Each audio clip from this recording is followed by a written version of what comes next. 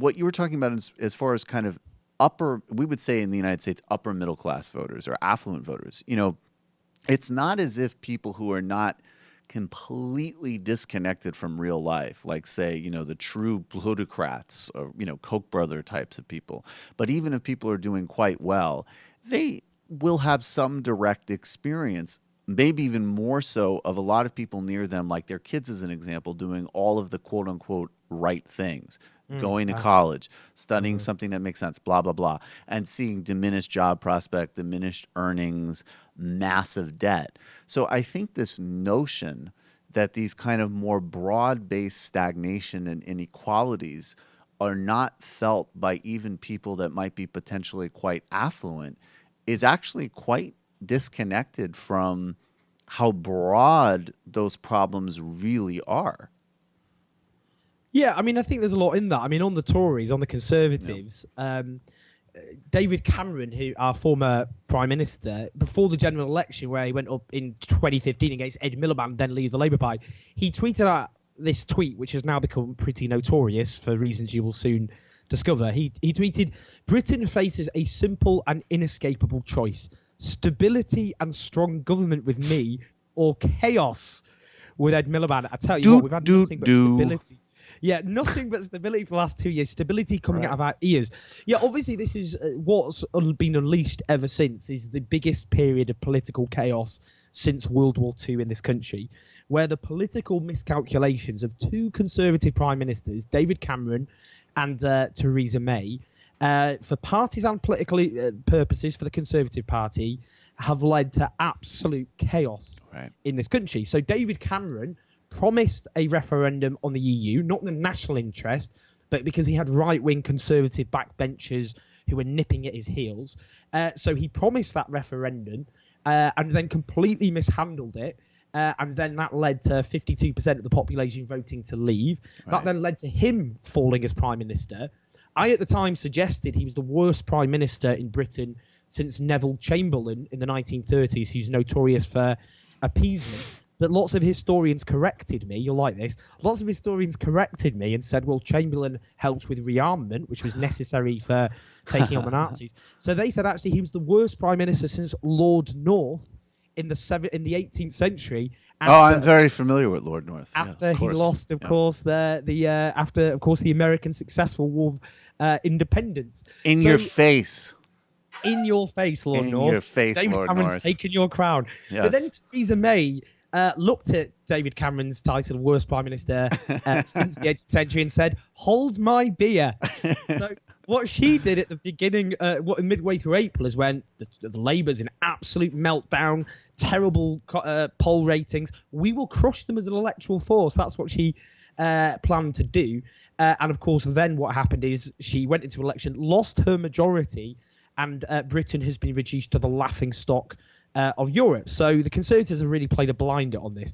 But on the Brexit, in terms of economic insecurity, lots of people voted to leave the EU because they felt that, Britain has gone through the longest fall in wages since the early 19th century now, since the Napoleonic Wars. Lots of people felt there was a lack of secure jobs, their industries had vanished, which their communities depended on. That's why lots of people voted to leave. It's not just the Tories to blame, but also New Labour under Tony Blair and Gordon Brown, which failed to overturn a lot of that inequality. And equally, I think that point you make about middle class and working class people in the British sense, well, lots of people who are traditionally middle class in Britain have suffered now as well, for lots of reasons. Lots of professional public sector workers have suffered a pay freeze now for years, which means their wages have fallen quite significantly. Their work has become more precarious. I think of university lecturers who've been casualised, and their work, they often don't know how many hours they're working a week. What does casualised mean? So casualised means that you end up with, instead of the benefits of being a full-time worker, where you have a set hours, a set salary. It's like being an adjunct, I guess. Exactly. You become, you don't know basically what hours you get. Your wages, your salaries completely, fluctuates rapidly. You don't have job security, basically. Right. So you've got a housing crisis in Britain where home ownership has been in a state of collapse. It's now back to where it was in the 1980s, and that includes the children of middle class parents, often who end up having to live with their parents because they can't get an affordable home of their own. So I would say what's happened in Britain is, and then there's the issue of student debt. Often children from relatively middle-class backgrounds go to university and are saddled with debt, which means their living standards are suppressed. So we've got in this country, it's true that working-class Britain has disproportionately suffered from everything from wages falling, cuts to public services, housing crisis, and so on, and cuts to social security. But equally, lots of middle-class people have suffered as well. And that's why Labour's able to stitch together a much broader coalition. And I think what we're seeing in this country, by the way, in the late 1970s, we had what was called the post-war consensus. So after World War II, Clement Attlee's Labour government, who's then Prime Minister, came to power, deposed Winston Churchill, and introduced public ownership of industry, high taxes, strong trade unions, government intervention in the economy.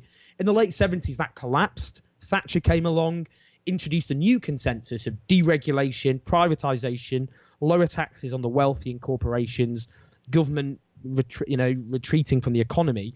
And we're now seeing that consensus is now in meltdown.